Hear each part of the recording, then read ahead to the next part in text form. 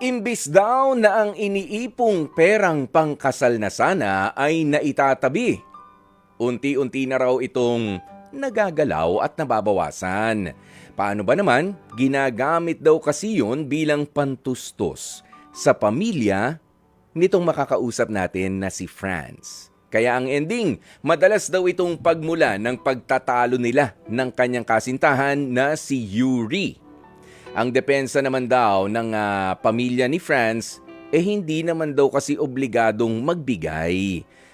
Itong sina Franz at si Yuri. Pero ang jowa nga nitong si Yuri, hindi raw maiwasan na makonsensya naman, kaya nagbibigay.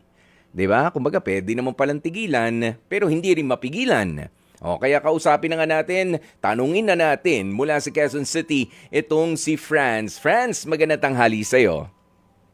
Magandang tanghali po, boy. Hindi po sana akong advice tungkol nga po dun sa nagagalaw ko na pera sa ipon namin ng girlfriend ko. Yun. Gano'n na ba kayo katagal na magkarelasyon, Franz? Matagal na rin po, mga 6 years. Matagal-tagal na, ha? Okay. At kailan nyo balak na magpakasal na? This year po sana, kaso yun nga po, dahil nga doon po sa nangyayari, nababawasan namin yung ipon, yung savings namin. Kaya parang nagkakalabuan po kami. Laging nag-aaway. Yun. Sino bang humahawak nung savings ninyo? I'm guessing ikaw ang may hawak. Opo, ako po. Hindi nyo ba yan inilalagay sa bangko? Hindi po. Talagang hawak mo lang? Hawak po talaga namin. Meron yung ka ipon namin. Meron ka bang vault katulad nung kay Zaldi ko? Safe ba yan dyan? Wala po. Walang ganun? Wala. Talagang kasya lang sa wallet? Hindi. Ikaw ang nag-iingat ng inyong iniipon-ipon para sa inyong pagpapakasal nga, nitong si Yuri. Okay. Yes po. Bakit kayo nag-aaway sa pagkakataon na kumukuha ka ng pantustos? In the first place, bakit kailangan na kumuha sa savings ninyo nitong si Yuri ng pantustos para sa iyong pamilya? Bali po kasi, ganito po kasi yung nangyari. Tumutulong po ako sa pamilya ko. Bali sa ate ko po. Bakit? Bali po kasi sa ate ko, yung asawa niya, hiwalay sila. Ngayon, naawa naman po ako yung pangkasos nila. Nagbibigay po ako. Okay, hindi ko po matiis kasi kapatid ko eh. Okay, nandun na tayo, no? Pero ang gusto ko malaman, meron ba may sakit? Meron bang kailangan talagang alalayan? I mean, merong immediate need na tulungan ang kapatid natin? Wala naman po. Para sa anak niya rin po. Kasi wala naman din po, di rin po nakapagbigay yung asawa niya. Kailan pa ba sila nagkahiwalay? Hindi ko po maano yung exact na date o araw Pero kung kailan sila naghiwalay. Pero simula lang noon, nung para nakita mo na nahihirapan yung kapatid mo. Opo, nahihirapan po siya kaya tumutulong po ako. May hanap buhay ba si ate? Ate mo ba? Tama ba? Opo, ate po, ate. Okay. May hanap buhay naman ba? Pinagkakakitaan si ate? Bali, yun nga po, wala. Kulang na kulang po sa kanila yung budget para sa pamilya niya. Yan, pero merong pinagkakakitaan. Hindi ko po sure, pero alam ko po may mga sideline siya. Hindi ko lang po kung ano. Papaano kaya na... Parang part-time lang po. Mas maganda siguro, alamin mo kay ate ano ba yung pinagkakakitaan niya na regular at ano nga yung isina-sideline niya. Para mas maganda siguro na alam mo yun yung bagay na yun bago ka tumulong sa isang tao. Or else, medyo mali talaga yung ginagawa natin na pagtulong na lang na dahil sa naaawa ka lang. Hindi naman pwede yung ganoon. I mean, kapatid natin yan. 'Di ba? Nakakaawa naman. Yun yung nakikita natin. Pero kung meron namang opportunity na baka mas matulungan mo nga siya doon sa paraan na mas pangmatagalan. Halimbawa, ate, pahihiramin kita nitong kapital na to. One time lang to, ha? Pakiingatan. 'Di ba? Kung Opo. meron kang Sige. hanap buhay dyan. One time ko lang maibibigay ito, hindi naman sa pagka-emergency, sige, o pag-usapan natin. Pero, eto na muna yon. May limitasyon. Ikaw ang maglalagay din ng limit. Hindi yung pagtulong lang basta sa pera. Marami ka pa naman maitutulong sa kapatid mo eh. 'Di ba? Yung makumusta mo Opo. siya. Kung meron siya mga ibinebenta, anong tawag mo rito? Batuhan mo ng mga mamimili. May yung kapatid ko, halimbawa lang, nagtitinda ng ulam. O yan. Ay, doon na kayo bumili sa kapatid ko. O kaya, ako na magdadala dito sa inyo ng mga luto ng kapatid ko. Yung mga ganyan, nakakatulong ka pa rin sa kanya. 'Di ba? Hindi yung pera ng pera yung inaabot mo na iniipon nyo sana kanyo o para doon sa kasal naman ninyo nitong partner mo. Sa tingin mo, Opo. 'di ba mas pangmatagalan 'yun? Mas maging stable yung ate mo sa ganun. Hindi yung pabarya-barya yung tulong tapos wala mag-aalangan pagka kinulang o paano ubos na di hingi ulit. Humihingi ba ang ate mo? O hindi, ikaw lang Po. talaga nagkukusa. Nagkukusa lang po ako. Ayun pa ang isa doon. 'Di ba? Alam mo walang masama sa pagtulong. Natutuwa ako na bukal sa loob mo ang pagtulong. Nga lang, yung perang iniipon-ipon ninyo ay para doon yan sa doon sa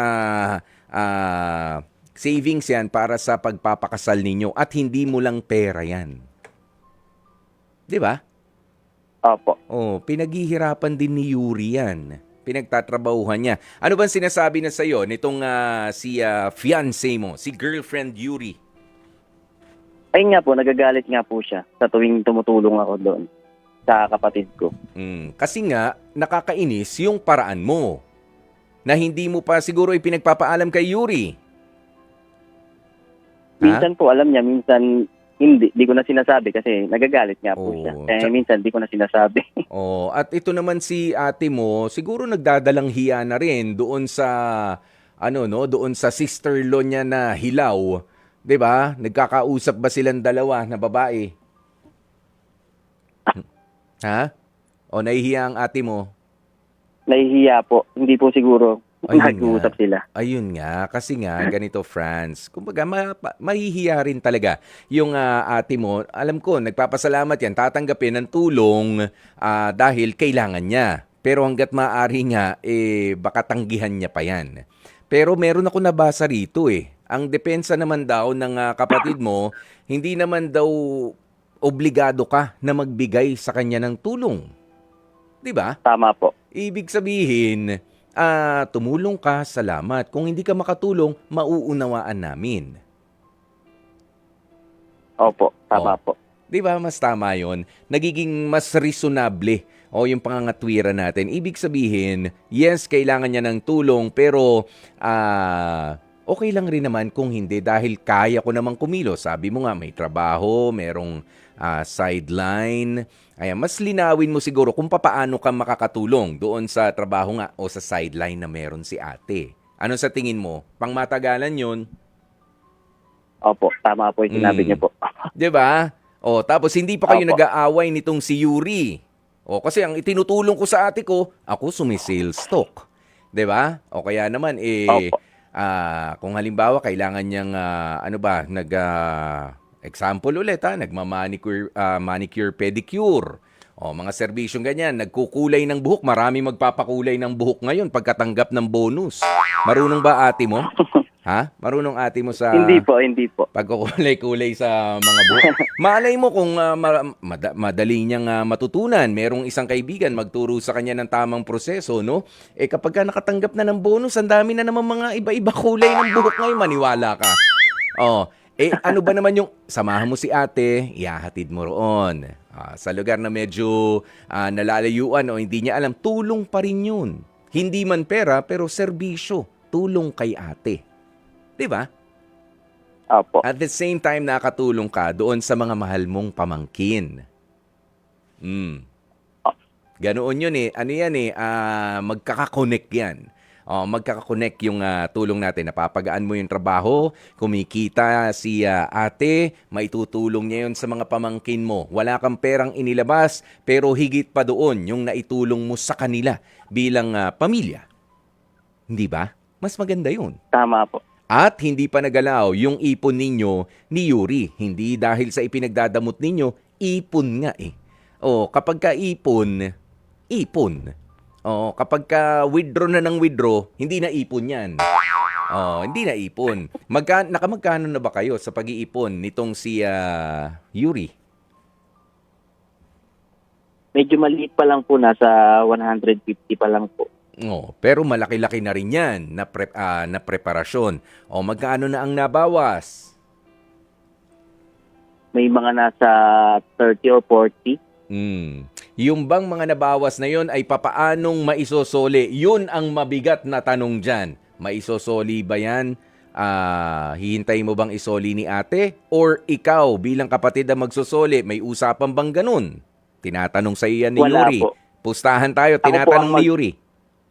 Tinatanong nga po. Oh, Ako po yan. ang magsusoli, sinabi ko sa kanya. Pero hindi magagalit si Yuri kung naisosoli yan paunti-unti. Naisosoli ba? Opo, gagawa ng paraan. Gagawan o nagagawan? Nagagawan naman po. Nagagawa ng paraan. Doon kamo sa 40,000 na naipahiram, magkano na naisoli mo, pare? Ngayon po, mga nasa 5 pa lang po ang nadadagdag. Oh, di Pero ba? ang inaano lang po kasi na nababawasan pa rin. Nababawasan ba? Nakukurot-kurot pa rin siya. Ayun, may kurot-kurot. Alam mo kung yung kurot na yan, kapag ka nanggigil yan, dakot yan eh. Nagiging dakot yan. Di ba? Oo, pakurot-kurot. Kahit sa pulutan eh. Sa pag-uumpisa sa pulutan, syempre kurot-kurot lang. Pero kapag ka medyo mamaya-maya, mas gutom na, mas marami ka na naikwento, dakot na. Ang nakukuha natin, nandyan na yung nandyan na yung mga kantsawan, di ba? Kasi nagiging komportable ka na rin. Nagiging komportable ka na, yung kurot kasi hindi naman pinapansin eh.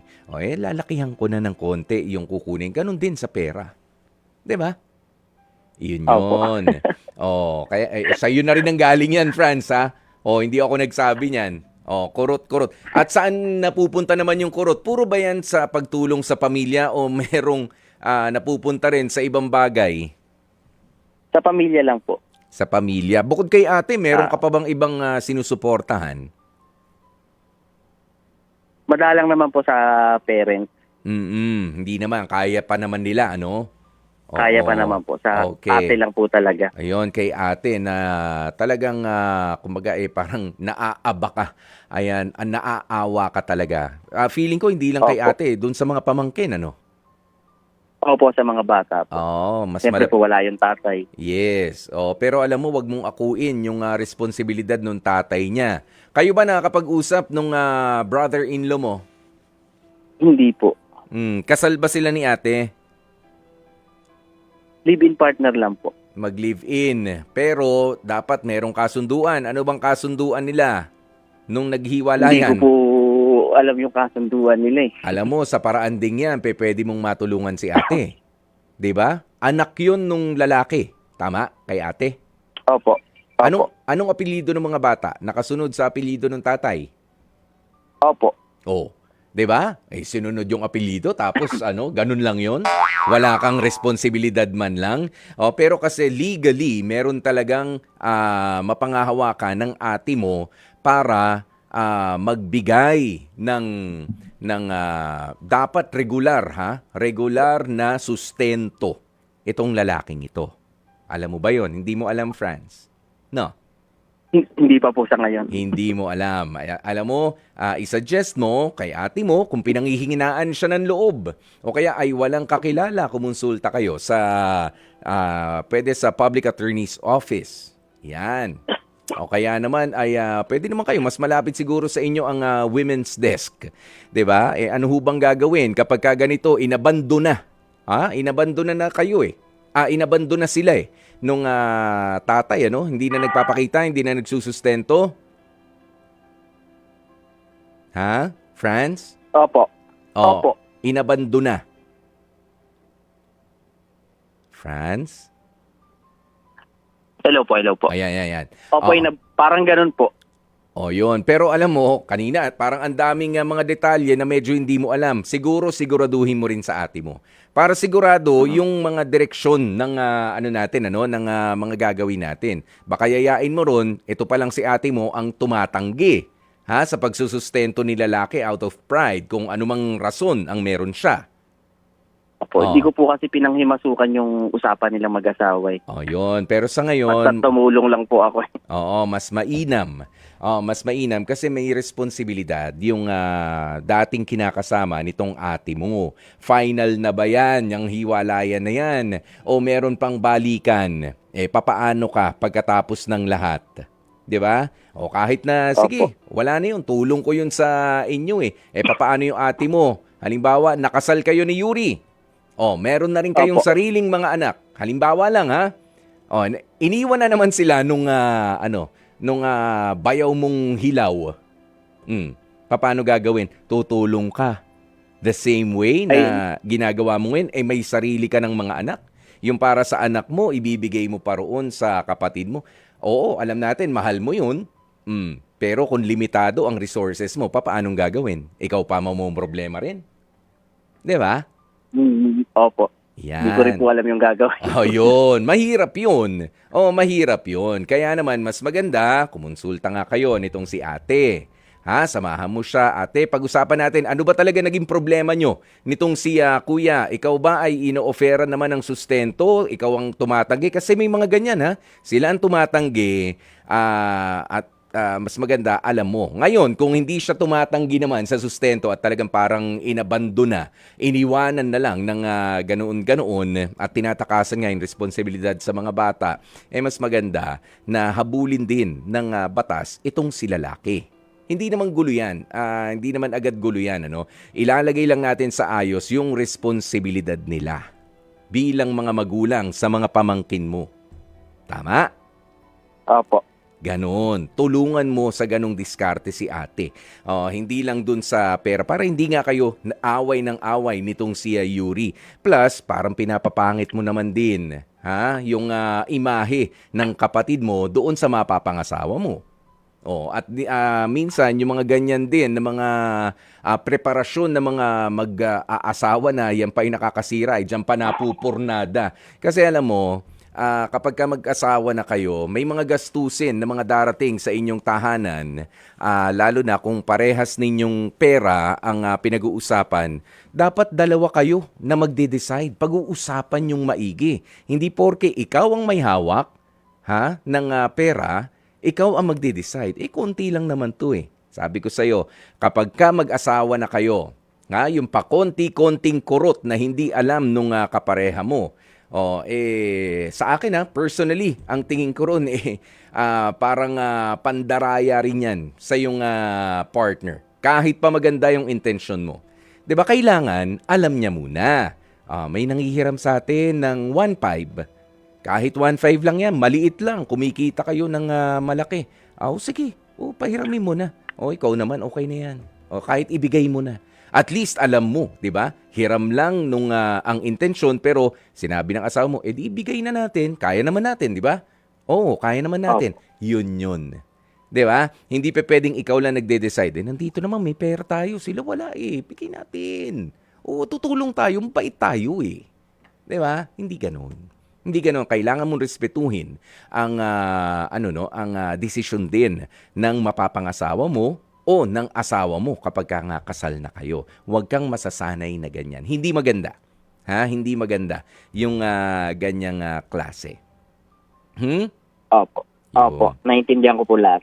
Ayan. Alam mo, eto, merong ilan sa mga komento. Basahin natin Pakinggan mo rin, Franz. Sabi ni Gail, padalhan ng demand letter about sa sustento yung ex. Pwede yan through chat o SMS para pwedeng masingil mula sa date ng pagdedemand. Di ba nga? Sakaling hindi makapagbigay, yan, ipakulong ang walang kwentang tatay. May mga ganun naman Hindi naman diretso sa kulungan yan. Paano makakapagsustento? Pinakulong agad. Di ba? Hindi. May proseso naman dyan. Okay? Kung natatakot ka, baka magkagulo, baka naman ganito, ganyan. Sige. Jana Orillo. Sabi niya, para sa akin Kuya Poy, hindi masama yung tumulong. Kasi kapatid mo yan. Pero isipin mo rin na may pinaglalaanan ka na noon. Yun muna ang unahin mo. Hindi palaging sa kapatid mo. Kasi minsan abuso na rin. Gusto niyang tulong. Gusto niya tulong ng tulong. Pag ikaw naman ang nawalan, wala na rin ang ate. Kaya mag-isip-isip ka rin. Alalahanin mo, hindi lang sa'yo yung pera, may pera din para sa kinabukasan ang kinakasama mo. Yan lang po, Kuya Poy. Yan, hindi yan lahat nga ay pera mo. Alam mo, alam mo sa mundong ito, sa totoo lang, hindi sapat na ikaw ay mabait lang. Ha, Franz? Opo. At sinasabi ko sa iyo, ito based on personal experience, hindi man sa kapatid yung tulong ko, ibinigay mo na ang lahat. Merong mga tao na ganyan eh. 'Di ba? Ibinigay mo na ang buong kanang kamay mo, gusto pang kunin yung kaliwa. Pero sa likod ng lahat ng 'yon, sisiraan ka pa. Ha? May mga ganyan. Handa ka ba sa mga eksena na ganon? Ha? Hindi po. Kasi inuuna mo, ako gusto ko rin dati yan. Di bali na, basta'y nakakatulong tayo. Basta yung ganyan din ako mag-isip eh. Dati, pero sabi ko, teka, tinulungan mo na, inutangan ka na, kinalimutan mo na ang utang. Di ba? May mga ganon. Ako nang bahala dyan. Mas binebless ka. Di ba? Ganon yung kaisipan natin. Pero, nasiraan ka pa. Teka. Sobra na yun. Sobra na yun. Hindi naman yata tama yan. Okay? Merong hangganan ang lahat. Pero it all begins, it all starts, friends, doon sa respetuhin mo at i-practice mo as early as now ang pagrespeto sa desisyon ninyo na pinagsama nitong babaeng pakakasalan mo at yung pagmamahal din sa pamilya. 'Di ba? Sa pamilya na, of course, merong nagkakaroon yan ng level-level eh. Hindi naman sila maiiba. Hindi sila mapapabayaan. It's just that meron kang mga priorities na kailangan mo rin paghandaan. Hindi pwedeng puro awa sa mundong ito. Marami silang mga mapang-abuso. Bagaman hindi naman mapang-abuso ang ate mo, pero yung kaisipan mong ganyan, Franz, hindi ka malayo. Doon sa tumulong ka na, ikaw pa ang naloko. Okay? Pag-isipan maigi at tingin ko, dahil nga sa nag-aaway kayo ni Yuri, sa ganitong kaisipan mo, alam mo, perfect match kayo. Kasi may tagapigil eh. At walang masama minsan doon sa makikinig ka sa pumipigil. Kahit maganda yung intention mo, makikinig ka, respetuhin mo. Kailangan balanse ang maging desisyon ninyo. 'Di ba? Opo. Ganon yun. So, Yuri, hindi naman siguro laging nakakontra pagka tutulong ka. Hindi naman. Hindi naman po. Diba? Sumobra lang daw po. Sumobra. Yun ang reklamo niya sa iyo eh. Sumobra. Pero wala namang problema sa pagtulong. Pero kapag ka sobra nga, wala ngang umaabuso sa iyo, parang namang pinamimigay mo yung iniipon mo, bilyonaryo ka ba, Franz? Hindi po. Hindi, di ba? Milyonaryo. Hindi rin po. Hindi rin. Di ba? Kahit nga mga milyonaryo, hindi naman sila bigay ng bigay. Di ba? Kahit mga bilyonaryo, hindi sila bigay ng bigay. Of course, pinag-iisipan din nila. Lalo na, ito ang pinag-uusapan natin mga milyonaryo at bilyonaryo, yung kumikita ng nung tapat, yung lumalaban ng tama, yung hindi galing sa nakaw, iniingatan nila yan para mas matagalan pa nilang may invest yan sa kung anuman na hanap buhay para sa kapakinabangan ng mas nakararami. Kumikita na sila, may kumikita pa na mga mas maliliit sa kanila. Mas marami silang natutulungan. Ganun yun. Hindi yung dahil sa may lumapit sa yung kumpare mo, bilyonaryo ko. Sige, ito na kalahating milyon sa'yo. Mayaman naman ako eh. Hindi pwede yun. Hindi pwede. Ha? Okay? Opo. Ganyan. Okay po. Maging wais sa paghawak ng pera. Friends, lalo na at nagpaplano na nga kayong mag-asawa nitong si Yuri. Better yet, pwede bang si Yuri na ang humawak ng pera ninyo? Para maiwasan mo na yung tukso na magpapakabait ka na naman, sige, tulong lang tayo ng tulong, maubos na yan. Pwede bang siya? Kaya mo ba Pwede yun? naman po. Yun. Kaya naman po. Yun, isuggest mo sa kanya. Ikaw na mag-suggest. Pwede ba ikaw na ang humawak muna ng pera natin? Or ilagay nyo na sa bangko. Ilagay nyo sa bangko ng walang ATM. Nang wala kayong ATM access. Alam mo kasi pagka may ATM access ka, napapabilis din ang pag-withdraw eh. 'Di ba? Oo. Kailangan yung passbook. I-passbook ninyo. Dahil yan, ipon nyo yan eh. Yung mga sweldo ninyo, sige sa ATM, pwede. Para alam mo yung limit. Kapag ka naka-passbook ka, pipila ka pa sa bangko, may inip ka, ang dami mong iniisip, di ba? Ayoko na nga. 'Di ba? Sa prosesong iniisip mo pala na pipila ka, mapapagod ka na. Hindi ko na wi-withdraw. Diyan na lang 'yan. Ipon talaga 'yan. Apo. Mas mainam yata yung ganon, friends. Okay? Okay Alam mo, po. bibigyan ka rin namin ng pagkakataon naman na, sige, magbigay ng mensahe dito kay ate mo dahil sa mahal na mahal mo naman ang kapatid mo at lalo na nga yung mga pamangkin mo, kung meron kang realization dito sa ating pag-uusap, ito na ang pagkakataon mo para magbigay hindi lamang ng pinansyal na tulong para kay ate, kundi ipahayag din na marami ka pa palang ibang paraan na pwedeng ipaabot na tulong sa minamahal mong ate. Go ahead, friends. Bali yun po, masabi ko lang kay ate na tutulong pa rin ako pero sa ibang paraan. Basta suporta pa rin ako, susuportahan ko pa rin siya. Basta andito pa rin ako, gagawin ko lahat. Yan lang po. Yan, bilang isang mabuting kapatid.